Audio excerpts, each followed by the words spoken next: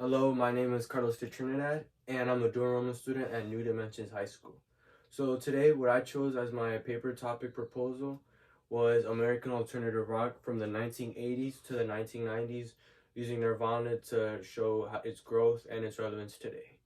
So, as why did I pick this topic? I actually found out about Nirvana like one time I was on the game with my boys, and he was like, "Yo, Carlos, have you ever heard about Nirvana?" And I was like, "I haven't." And ever since then, I started getting into more of the scene and like really tapping into the sound. And now that was maybe like I said 3 years ago. I've been like I wanted to know more like their roots, like what made them Nirvana. So when I saw that we were doing the research topic, one of the proposals like the professor gave us was it was a music one, and I was immediately thought I was like, oh, this could be my chance to learn more about a band that I listen to often. So that's why I chose Nirvana, or American alternative rock from the 1980s to the 1990s. All right, so now what is American alternative rock? So around the time that it started like showing its face, the Cold War was starting to end, and global markets around the world were kind of in a frenzy. So it created like a tension, and many people wanted to express their frustrations with the world and what they didn't like about it, what they wanted to see changed, and many in a way wanted to use music. So when they started making their music, it was categorized as this because from different compared to different bands at the time, American, or I'll just call it alt rock, it had like a really raw, authentic, maybe like not a mainstream feel, but like underground type of vibe, where people who or the outcasts, you could say, would tap in and they would listen and relate to what was going on. And something that American alternative rock has is that it creates like a vibe. And an example I used in one of my paper or in my paper was the song "Smells Like Teen Spirit," which is pretty much like the poster boy for this type of genre. And in the lyric, one of the two lyrics that I mentioned was Kurt Cobain, the lead singer of Nirvana. He goes on to say, he says, a mulatto, an albino, and then he quickly follows up singing, a mosquito, el libido, yeah. And this was around 109 to 113 in the song. And so these lyrics, like if someone were to shout them out, they wouldn't really mean anything. But multiple lyrics like these, and also the tone of his voice and the instruments playing behind him, it creates like a type of vibe that makes you want to create action, get out there and do things. And this is pretty much what alternative rock was about. It was about expressing yourself, about what you wanted to see, what type of change you wanted to be. It didn't come out without mixed reactions. The medias didn't know whether to call it legit and authentic because of its distinct sound, or whether to claim it as, or other sources of media were calling it something new, something refreshing. And the band that really embraced this, I would say, was Nirvana, sparking movements like people were starting like wear flannel shirts. Like the lead singer, he would wear really baggy clothing, and this really was what made it like this. They embraced it, and it made them more unique. So why I thought it was important for this to be my first body paragraph was just in case like the reader didn't have any background knowledge of it. I felt that it was important for them to know what it was, or give them a base idea of what the sound had, its upbringing, and why it's still talked about. So more on Nirvana, it was started out in Seattle, Washington by a young teenage boy called Kurt Cobain. And when he was really young, he was like I guess you could say like the outcast kid, wasn't really in school, skipping class, kind of doing his own thing.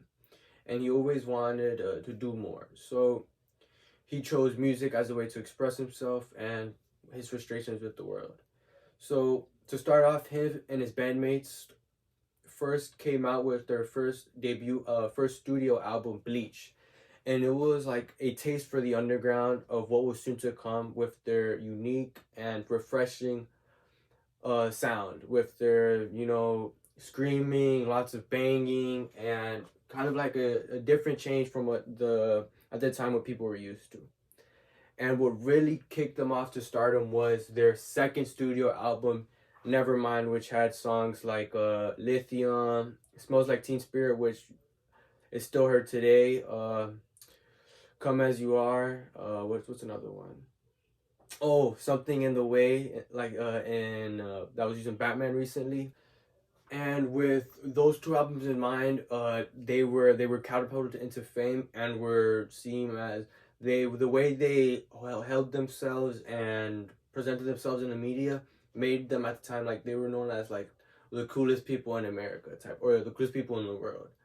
But behind the scene is they were really hard workers, practicing 5 times a week, daily. And in my paper, I one of the sources that I used was his journal, and in his journal there's a note where his stardom, like it shows like his stardom didn't come without like sacrifices. And in the note he goes on to pretty much fire one of his earlier drummers because they weren't really putting enough commitment into the band and they weren't really showing up as much to practice as much as he needed to. And really often he would relentlessly work with his bandmates to get, now I wouldn't say picture perfect, but really get a grip for what they were putting out in their shows and in their music.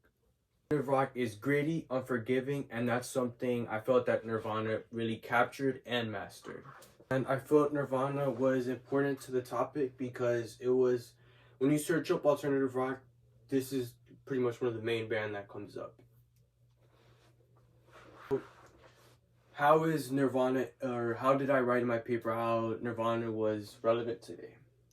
So I know that as for me, it's impacted me. Like I wear flannel shirts a lot, and it may or may not be because I saw Kurt Cobain wear them, and they continue to influence people.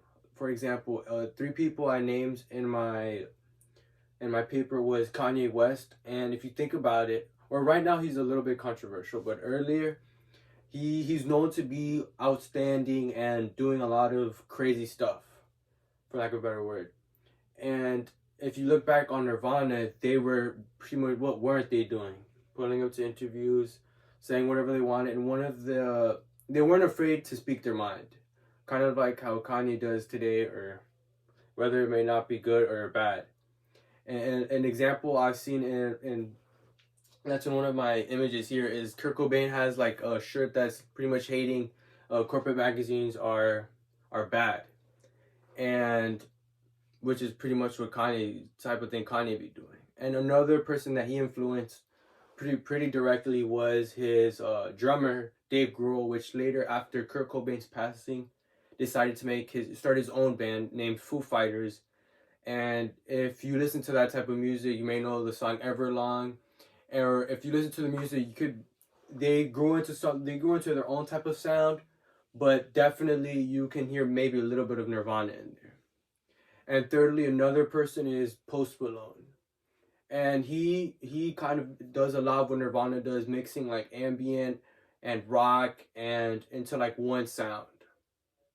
And something that's cool about Nirvana is that you can like it can be heard anywhere. It could be heard in like a moody teenager's bedroom, at a house party where people are just having fun, or on someone's way to work, just going to their 9 to 5. One of my examples that I used in my paper was in an article where a guy states how he hates the grunge and alternative rock, but there's something about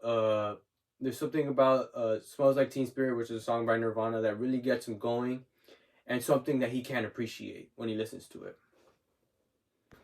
So now the source that I used the most when writing this essay, or really helped me like get a like grip of what I was writing about, was Kurt Cobain's journals. Now it is pretty questionable reading someone's journal, but or whether it's kind of questionable that was published in the first place, but you gotta use what's disposable or what you can use. And so what this pretty much, it was pretty much like a cheat code. I was able to like to see what I was able to see the note. I was able to see his thought process when writing songs, and his bandmates as a whole, what they were thinking when they were rising to fame, when they were at the fame, when things weren't going their way, or when things were going really well. And all right. So now researching as a whole, before when I first started writing this paper, or before when I knew what my topic was prior to writing it, I watched maybe like 2 hours worth of like documentary, like YouTube videos, like talking about alternative rock, and then talking about Nirvana. And other things I used was I read his journal, like to get me more in that headspace of what they were thinking about when making music. And I also read lots of articles, and another thing that helped was interviews, because obviously they're not really present, or they're not together anymore. And the interviews really gave me what a feel, what they were going for, how they were handling themselves at the time, and how the media and the population perceived them as a whole. Thank you for watching my presentation. And now that we're back at the first slide, the shirt that I was referring to about like them really expressing what they thought was this one. He says, "Corporate magazines still suck," and then there he is just posted up. So thank you. Have a good night.